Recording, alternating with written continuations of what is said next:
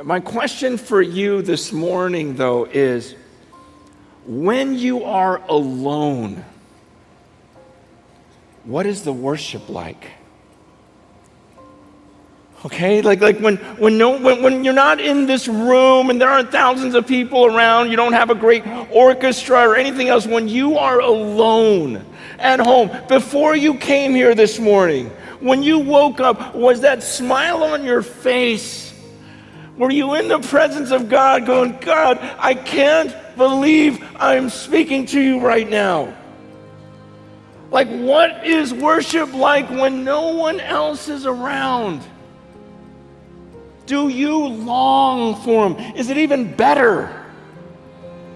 You know, the Bible says that the Spirit-filled person in Ephesians 5, it talks about how he has a melody going on all day to the Lord, that he's always giving thanks. I don't know what it's like in the Philippines. I don't know what it's like in Manila. I don't know what it's like in this church. But I do know in the U.S., a lot of times people can come to a gathering and get so excited when they're surrounded by the body, and that is a good thing. It's a wonderful thing. But so often I don't hear those same people talk about what it's like when they're alone. And that's very concerning. The Bible says when we become children of God, God puts his Spirit into us, and somehow from the depths, the core of our being, we alone, ourselves, internally cry out, Abba, Father. It's the most beautiful, amazing thing. Especially for some of us. For example, for me, my parents died when I was very young. Some of you know my story. My mom died giving birth to me. And then my dad remarried. But then my stepmother died in a car accident when I was 8. And then my dad got married again. And then he died when I was 12. But when my dad died, honestly, it wasn't a real sad day for me. Because I had no relationship with him. We never had a single conversation. Looking back, I feel like he really regretted my birth because I'm the one that basically killed his wife as she was giving birth to me. And so we never talked. The only touch was when he would beat me.